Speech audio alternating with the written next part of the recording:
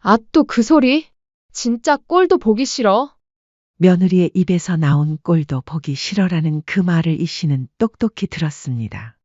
뭐, 너 지금 뭐라고 말한 거니? 어머니 꼴도 보기 싫다고요? 시어미한테 그게 무슨 말버릇이야? 아무리 그래도 며느리가 할 말이 있고 못할 말이 있는 거야. 뭐가요? 시어머니 대접을 받고 싶으시면 손주라도 봐주시면서 말하시던가요? 내가 손주 안 봐주고 싶어서 그런 게 아니라 아버지 건강이 안 좋으시니까 어쩔 수 없는 거잖니. 그게 미안해서 너희 차도 사주고 매번 용돈도 주고 내가 이 이상 어떻게 더 해야 하니? 또 핑계 대신다. 그냥 솔직히 말하세요. 손주 보기 싫으신 거잖아요. 싫으면 또 어떻고? 내가 이 나이 먹고 몸도 힘든데 손주 꼭 봐줘야 하는 법이라도 있어? 며느리 입장에서 시어머니는 보기 싫은데 봐야 하는 불편한 존재잖아요. 그런데 또 손주는 안 봐주시고. 순 안 좋은 거밖에 없네요? 솔직히 손주도 안 봐주는 어머님을 제가 왜 보기 싫은데 봐야 하는지 모르겠어요. 그렇게 꼴도 보기 싫었으면 진작에 말하지 그랬니? 그랬으면 결혼할 때 집이고 차고 지원 안 해주고 남처럼 지냈을 텐데 말이다. 지금이라도 안 늦었어. 그 소원 내가 들어주마. 안녕하세요. 이 사연의 주인공은 71세 이영심 씨입니다. 오래된 아파트에서 살고 있는 이 씨는 이른을 바라보는 나이에도 손수장을 보고 밥을 짓고 한겨울이면 남편 무릎에 담요를 덮어주며 하루를 시작합니다. 언뜻 보면 평범하고 조용한 노부부의 일상처럼 보이지만 이 씨의 인생에는 누구도 몰랐던 긴 그림자가 드리워져 있었습니다. 사실 이 씨에게 있어 첫 번째 결혼은 돌아보고 싶지 않은 과거였습니다. 젊은 날 첫 남편과의 결혼은 축복이라기보다 고된 선택이었죠. 첫 번째 남편은 결혼 초부터 술에 의지했고 자정이 넘은 시간에도 술 냄새를 풍기며 들어와 큰 소리를 내는 일이 잦았습니다. 시간이 지나며 외박이 잦아졌고 이 씨는 아이를 안은 채 어두운 골목을 기웃거리며 그를 기다리는 날이 많아졌습니다. 그것도 모자라 어느 날부턴가 종종 다른 집으로 향하는 그의 발걸음을 조용히 따라가 봤고 밖으로 돌던 발길은 결국 두 집 살림을 하고 있었습니다. 그래도 참았습니다. 속이 문드러져도 이 씨는 이게 다 내 팔자려니 했습니다. 아이를 아버지 없는 자식 만들 순 없지. 그런 생각이 그녀를 붙잡았습니다. 세상 눈초리도 무서웠고 무엇보다 아들을 위해 버티기로 했습니다. 하지만 언젠가 남편이 술에 취해 어린 아들에게 손을 들은 그날 이 씨는 아이를 끌어안고 뒤도 돌아보지 않고 문을 열고 나왔습니다. 그날 밤으로 이혼을 결심했고 결국 이혼 서류에 도장을 찍었습니다. 그날 이후 이 씨의 인생은 전쟁과도 같았습니다. 손에 잡히는 대로 일을 하고 식당 주방, 시장 포장일, 밤에는 건물 청소까지. 힘겨웠지만 자식 하나 제대로 키우겠다는 마음 하나로 그렇게 하루하루를 견디며 아이를 키웠습니다. 그렇게 시간이 흘러 이 씨는 40을 훌쩍 넘겨서 지금의 남편과 재혼했습니다. 남편은 조용하고 사려 깊은 사람이었습니다. 한 번도 이 씨의 지난 삶을 비난하지 않았고 오히려 그녀가 걸어온 길을 대견하게 바라봐 주었습니다. 지금의 남편은 그녀에게 이렇게 말했었습니다. 이제 내가 당신을 책임질게요. 지금까지 참 고생 많았어요. 무엇보다 놀라웠던 건 이 씨가 혼자 키운 아들을 마치 제 자식처럼 대해준 것이었습니다. 피 한 방울 섞이지 않았지만 고등학교 졸업식에도 함께 갔으며 대학 등록금까지 내주었습니다. 이 씨는 그런 남편이 얼마나 고마웠는지 몰랐습니다. 남들이 보면 실제 부자지간이라 착각할 정도였습니다. 동네 사람들이 그럴 때마다 남편은 이렇게 말하곤 했습니다. 아버지랑 아들이 많이 닮았네요. 그럼 남편은 어깨를 으쓱하며 이렇게 답했습니다. 같이 살다 보면 담지요. 우리 아들은 제 자랑이에요. 그 말에 이 씨는 목이 매곤했습니다. 세상에 믿을 수 있는 사람이 없다고 생각하던 때 마음 한켠이 처음으로 따뜻해졌던 순간이었습니다. 그렇게 아들은 잘 자라서 대학도 졸업하고 여러모로 성장했고 이 씨의 생활도 이전보다 훨씬 나아졌습니다. 하지만 마음 한편에 남은 걱정 하나가 있었습니다. 어쩌다 보니 나이 40 가까운 아들 현무는 여전히 혼자였고 이 씨는 그게 내 탓은 아닐까, 어릴 적 불우했던 환경이 아이를 망쳐놓은 건 아닐까 하는 마음으로 가끔씩 미안해지기도 했습니다. 그러다 아들이 39, 지인의 소개로 만난 여자와 결혼하게 되었습니다. 처음 데리고 온 날, 며느리 지영이는 이 씨의 이야기를 듣고 눈시울을 붉히며 말했습니다. 어머니 정말 대단하세요. 어떻게 그런 상황을 이겨내셨는지 존경스러워요. 그 모습에 이 씨는 처음으로 마음을 열었습니다. 아, 아들이 참 좋은 사람을 잘 만났구나. 하는 생각까지 들었죠. 결혼식 후 이 씨는 지금의 남편과 함께 힘들게 모은 돈으로 마련한 집을 아들에게 조건부 증여로 내어주었습니다. 그 조건은 거창한 게 아니었습니다. 부모를 부양하고 서로 도우며 살아갈 것, 어려운 일이 있을 땐 외면하지 않을 것. 단지 그뿐이었죠. 아들은 이 씨의 손을 잡으며 말했습니다.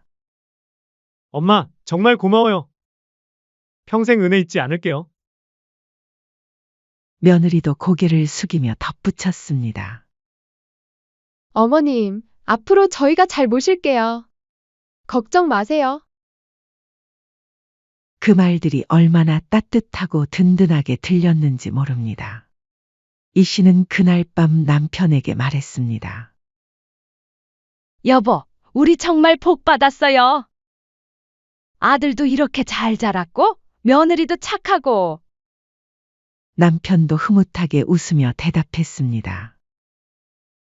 그러게 말이야. 이제 우리도 마음 놓고 늙어갈 수 있겠네. 이 씨는 그때만 해도 정말 그럴 줄 알았습니다.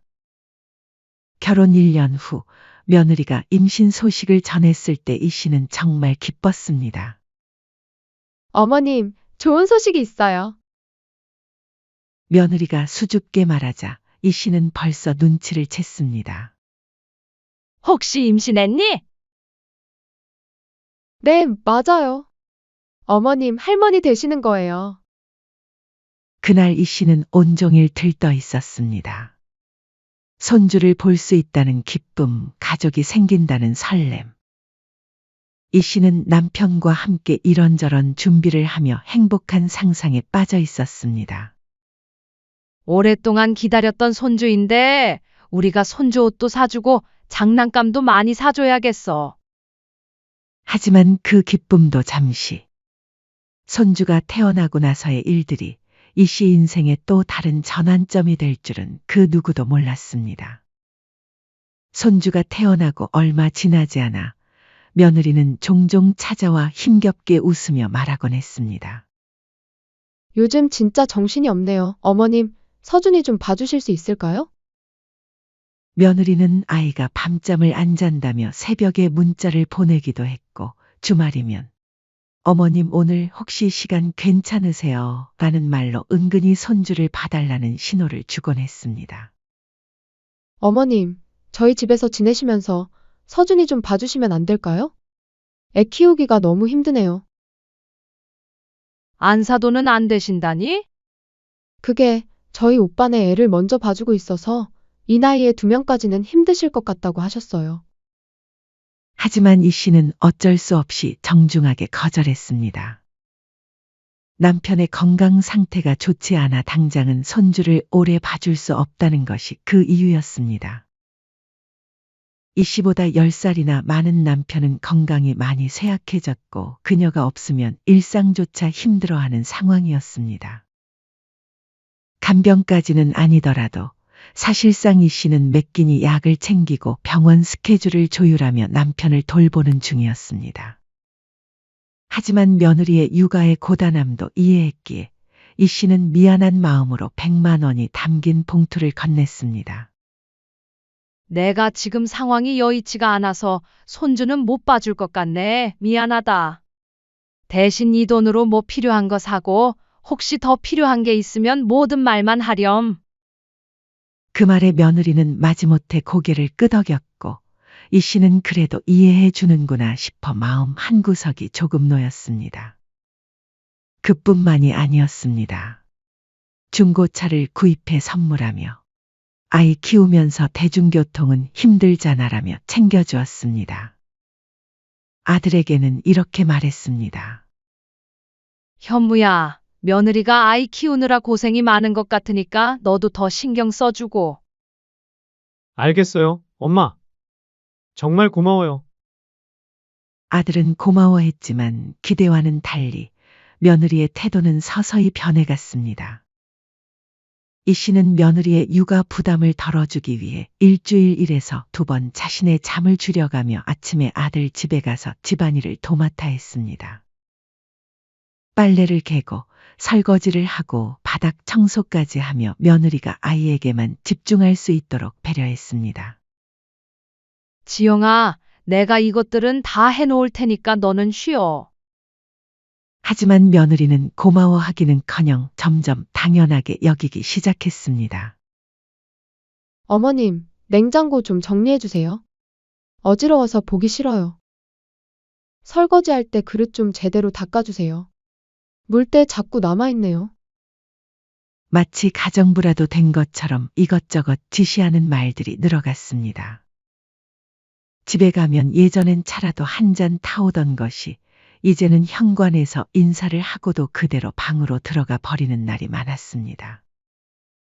어느 날은 이 씨가 오랜 시간 집안일을 하고 목이 말라 냉장고에서 물을 꺼내 마시려 하자 며느리가 차가운 목소리로 말했습니다. 어머님, 저희 물은 돈 주고 산 거예요. 그냥 수돗물 드세요. 식탁 위에 있던 과자 하나를 집어들자 며느리는 말없이 이 씨에게 눈치를 주기도 하고 심지어 과자 봉지를 확 잡아당기며 다른 곳에 치워버리기까지 했습니다. 이거 서준이 간식이에요. 그런 시선과 행동을 느낄 때마다 이 씨는 서운한 마음이 드는 것은 어쩔 수 없었습니다. 어느 날 단지 손주가 어떻게 지내는지 궁금해 전화를 걸었던 날이었습니다. 그날 며느리의 목소리는 유난히 날카로웠습니다. 어머님은 왜 일도 없는데 쓸데없이 연락하세요? 며느리의 차가운 말투에 이 씨는 깜짝 놀랐습니다.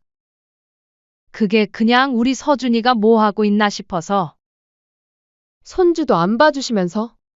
어머님은 우리 서준이가 미우신가 봐요? 다른 할머니들은 친손주라고 하면 매일 업고 다니시던데. 며느리의 말은 거기서 끝나지 않았습니다. 이거저거 챙겨주시는 건 고마운데 솔직히 저 너무 서운해요. 그 말을 듣는 순간 이 씨는 말문이 막혔습니다. 놀라서 아무 말도 하지 못한 채 전화를 끊고 가만히 식탁에 앉아 있었습니다. 더 서러웠던 건 시댁 사정을 뻔히 아는 며느리가 그런 말을 했다는 사실이었습니다. 내가 손주를 미워해서 안 봐주는 줄 아나? 남편 때문에 어쩔 수 없는 상황인데.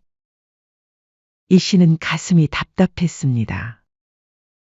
며느리에게 그동안 얼마나 미안한 마음을 가지고 있었는지 그래서 도움이 되려고 했는데 그런 말을 들으니 허탈했습니다. 남편이 이 씨의 표정을 보고 물었습니다. 무슨 일이야? 표정이 안 좋네. 아니에요.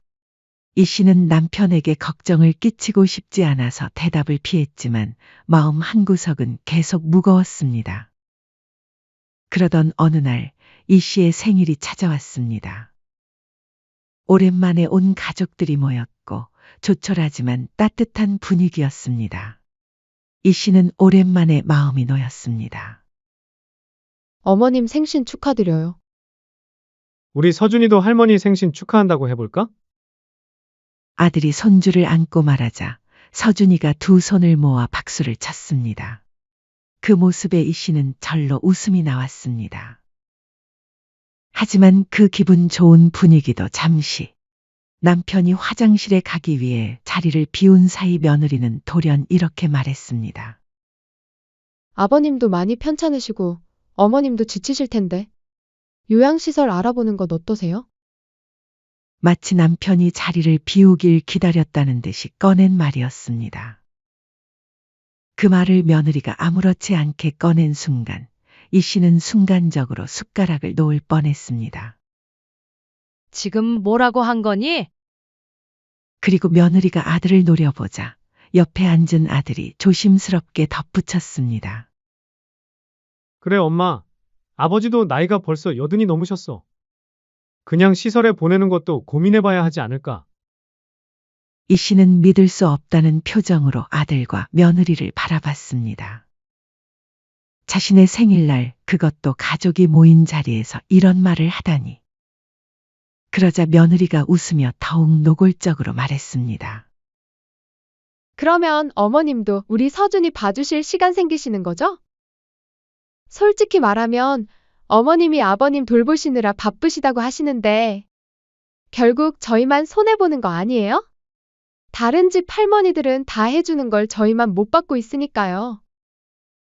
그 순간 이 씨는 참지 못했습니다. 이게 오늘 같은 날 꺼낼 말이니? 이런 소리를 들으려고 너희를 부른 거 아니다. 그런 말 할 거면 다 나가라. 갑작스러운 이 씨의 폭발에 아들이 당황하며 말했습니다. 엄마, 진정하세요. 그냥 제안한 거잖아요. 제안? 이게 제안이야? 내 생일날 아버지를 요양원에 보내자고. 며느리도 변명하듯 말했습니다. 어머님, 저희는 어머님을 생각해서 하는 말이에요. 진짜 내 생각했으면 이런 말 안 했을 거다. 그 말에 일제히 모두가 조용해졌고 이 씨는 아들과 며느리를 문 밖으로 내보냈습니다. 나가. 오늘은 더 이상 얼굴 보기 싫구나. 어머니, 나가라고 했어. 결국 아들과 며느리는 서준이를 안고 집을 나갔습니다. 멍하니 조용해진 거실에 혼자 앉아있던 이 씨는 식지 않은 음식 냄새에 눈시울이 시큰해졌지만 한참을 아무 말 없이 앉아 있었습니다.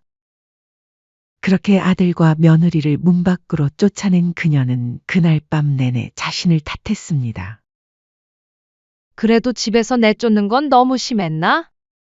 아들도 며느리도 아이 키우느라 힘들어서 하소연한 거겠지. 실제로 그럴 마음이었겠어? 그래, 내가 다 죄인이다. 그렇게 생각하며 이 씨는 억지로 며느리의 입장을 이해해보려 애썼습니다. 하지만 가슴 한구석에서는 계속 뭔가 꺼림칙한 느낌이 사라지지 않았습니다. 그 일이 있은 뒤로 한 달이 지났습니다. 평소 같으면 이 씨는 연락이 없더라도 먼저 전화에 안부를 묻곤 했지만 이번에는 그렇게 하지 않았습니다. 하지만 생각보다 빨리 며느리에게서 연락이 왔습니다. 문자에는 짧게 적혀 있었습니다. 어머님, 그날은 분위기를 망쳐서 정말 죄송했어요.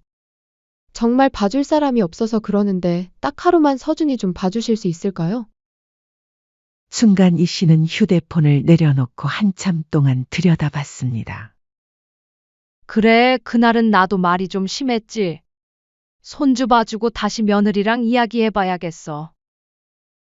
이 씨는 여동생에게 전화를 걸어 남편을 몇 시간만 맡아달라 부탁했고 손주를 보기 위해 아들 집으로 향했습니다.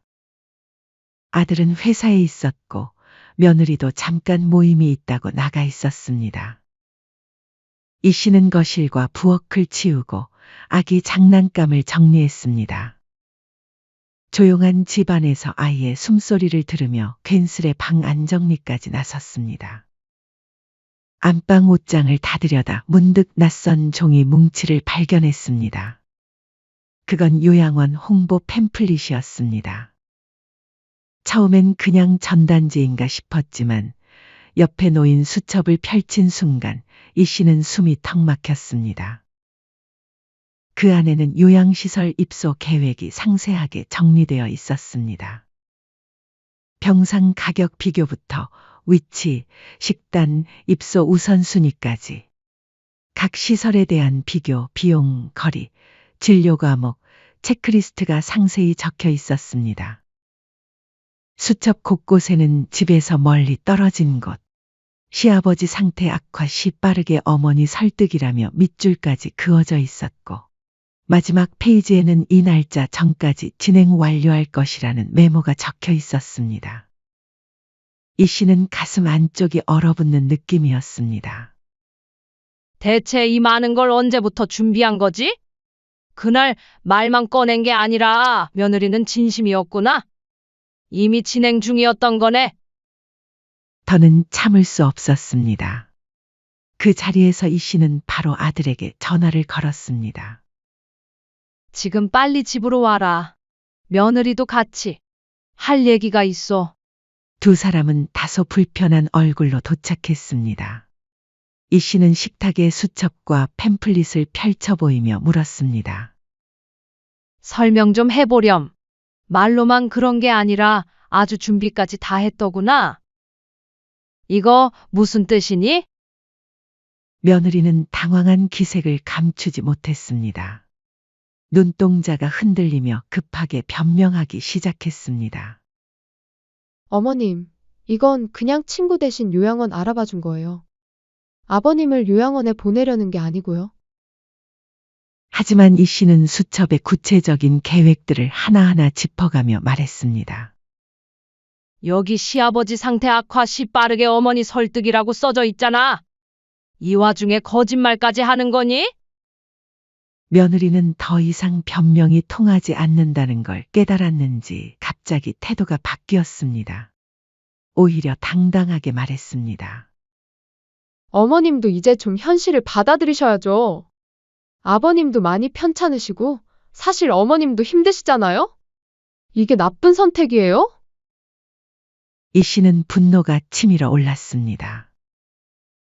그걸 왜 내 상의도 없이 네가 결정하니? 그래 놓고 나를 위해서 그러는 척 하지 마라. 지금 손주 봐줄 사람 없어서 시아버지 요양원 보내고 나보고 손주 봐달라고 하려는 거 내가 모를 것 같아? 이 씨는 멍하니 그 말을 듣다가 한마디 던졌습니다. 너는 시어미 사정 뻔히 다 알면서 어떻게 그럴 수가 있니? 그때 며느리는 말없이 고개를 돌리더니 작게 중얼거렸습니다. 아, 또 그 소리? 진짜 꼴도 보기 싫어. 며느리의 입에서 나온 꼴도 보기 싫어라는 그 말을 이 씨는 똑똑히 들었습니다. 그대로 멈췄고 다시금 물었습니다. 뭐, 너 지금 뭐라고 말한 거니?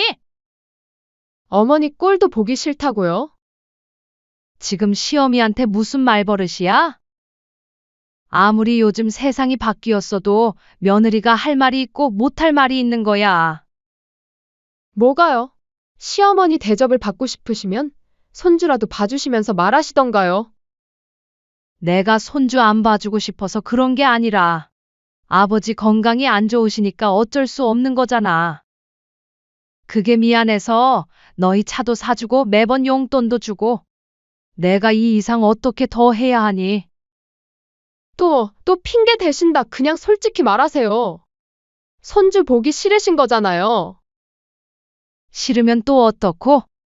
내가 이 나이 먹고 몸도 힘든데 손주 꼭 봐줘야 하는 법이라도 있어? 며느리 입장에서 시어머니는 보기 싫어도 봐야 하는 불편한 존재잖아요. 그런데 또 손주는 안 봐주시고 안 좋은 거 밖에 없네요? 며느리는 여기서 멈추지 않았습니다. 솔직히 어머님은요? 저한테 남보다 못해요. 그 순간 이 씨는 조용히 눈을 감았다가 떴습니다. 그리고 고개를 끄덕이며 망설임 없는 목소리로 말했습니다. 그렇게 꼴도 보기 싫었으면 진작에 말하지 그랬니? 그랬으면 결혼할 때 집이고 차고 지원 안 해주고 남처럼 지냈을 텐데 말이다. 지금이라도 안 늦었어. 그 소원 내가 들어주마. 그제야 옆에서 눈치를 보던 아들이 끼어들었습니다.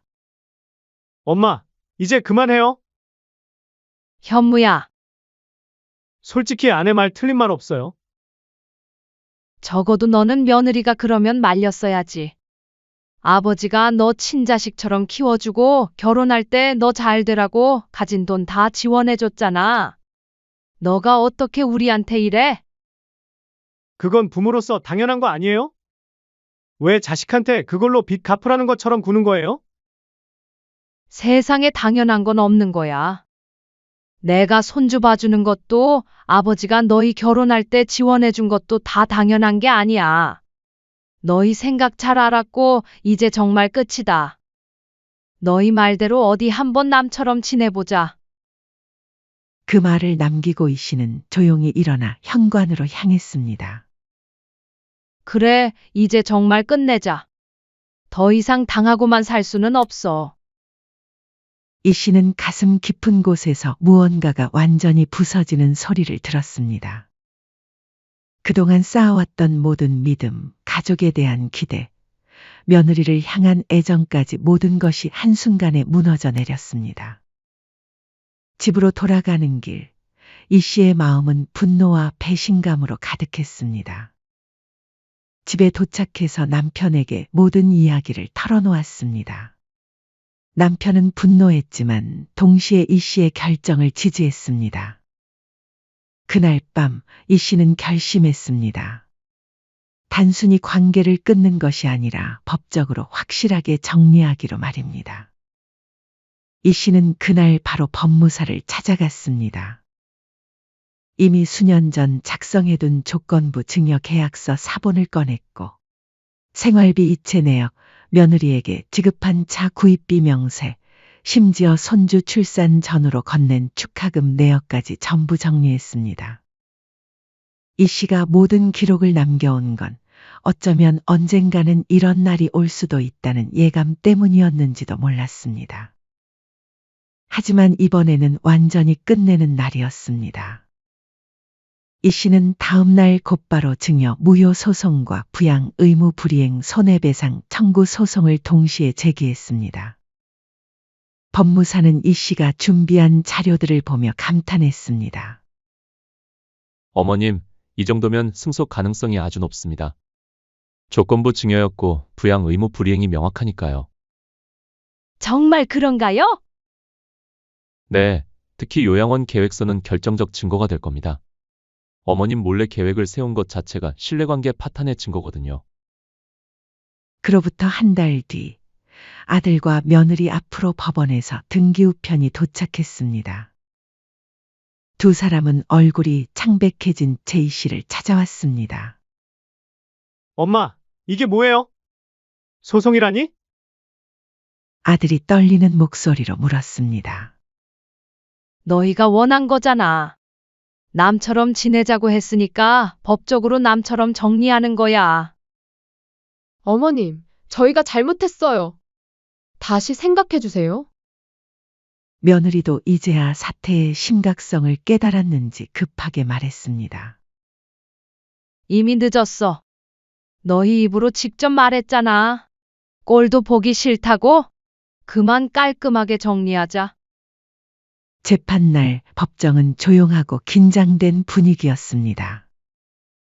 아들과 며느리는 변호사와 함께 나타났고 며느리는 검정색 정장에 깔끔하게 머리를 묶은 채 단정한 표정을 유지했습니다. 하지만 그 차분한 표정 뒤로 불안감이 역력히 드러나고 있었습니다. 진술대 앞에서 며느리는 조용히 말을 이어갔습니다. 어머니와 사소한 다툼은 있었지만 그것이 곧 증여를 무효할 사유가 된다고는 생각하지 않습니다. 서운하신 부분이 있다면 시댁에 사과드리고 잘 풀고 싶어요. 하지만 이 씨의 변호사는 준비한 서류를 꺼내 보이며 조용히 말했습니다.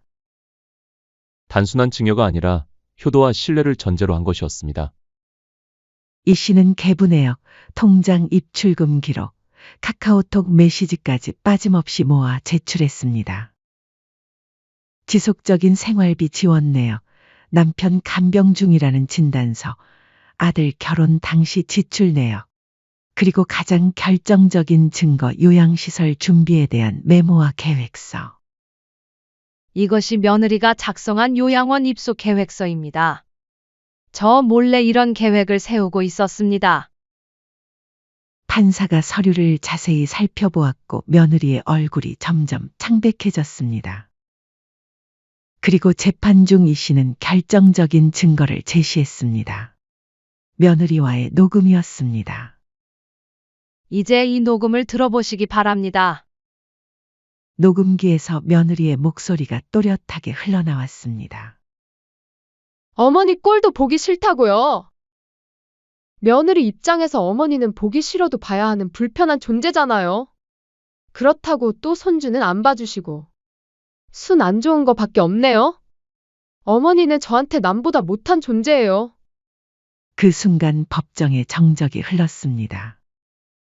판사의 표정이 굳어졌고 며느리는 얼굴이 새하얗게 질렸습니다. 방청석에서도 작은 탄식 소리가 들렸습니다. 며느리의 변호사도 더 이상 변론할 여지가 없다는 표정이었습니다. 한편 이 씨가 제출한 자료들은 완벽했습니다.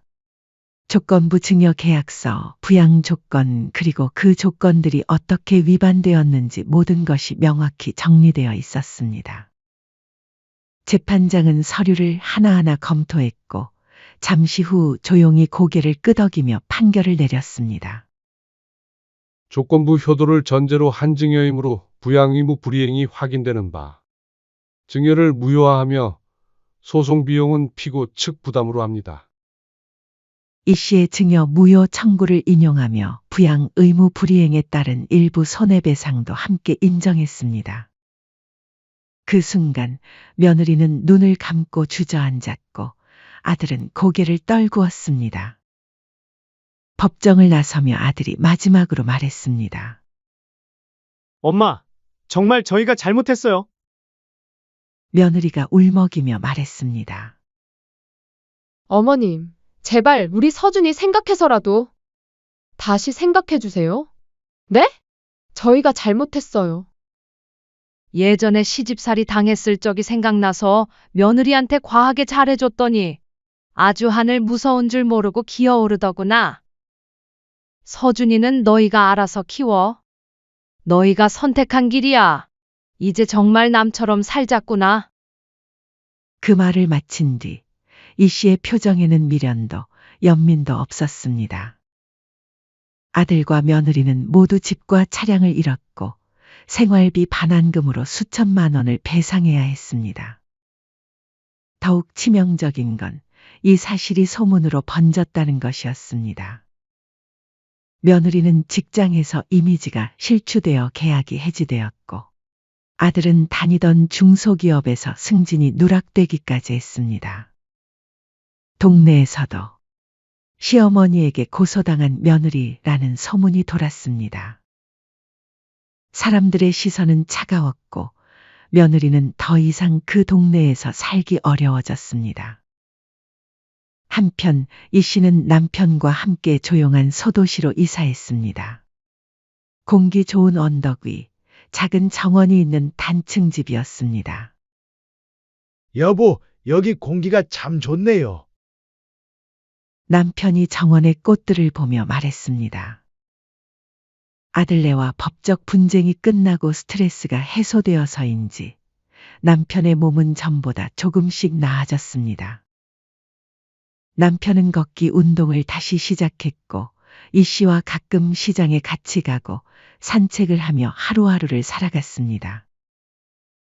부부는 정원을 가꾸며 평온한 시간을 보냈습니다. 이 씨는 오랜만에 진정한 안식을 느꼈습니다.